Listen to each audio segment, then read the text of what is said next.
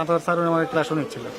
আমার এখন সার্টিফিকেট বয়স শেষ প্রায়, এখন শেষ দিচ্ছি হচ্ছে স্যার চলতে স্যার খালি বললা বললি যাই না টাকা বেশি দিবার পাচ্ছে তার চাকরি হচ্ছে, যার টাকা দিবার পাচ্ছে না তার মানে 2 বছর স্কুল করে মানে বিদেশ গেল, বিদেশ থেকে এসে ফিরে পাচ্ছে 17 বছর হলে এই টিনের বেড়া থাকতে যাই, 17 বছর হলে এই শ্রম দিল তার বিল হবে। শিক্ষক বললেন এখান থেকে পাচ্ছে, এখান থেকে বসছে। হ্যাঁ আগে তুই ব্যবসা করনি, ব্যবসা করছে। আমি ঢাবির উচ্চ বিদ্যালয়ের প্রতিষ্ঠা লগ্ন থেকে 2000 সাল থেকে সমাজবিজ্ঞানের শিক্ষক, সহকারী শিক্ষক সমাজবিজ্ঞান পদে বৈধ নিয়োগপ্রাপ্ত হয়ে নিয়মিত শিক্ষকতা করিতেছিলাম।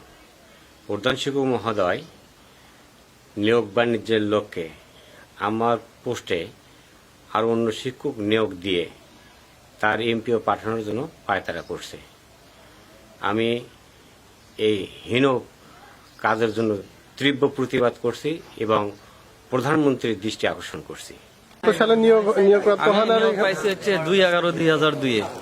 কি সমস্যায় ভুগতেছেন এখন? বর্তমান আর সমস্যা, আমি 2002-এ নিয়োগ পাওয়ার পর এই প্রতিষ্ঠানটি নন এমপিভুক্ত ছিল।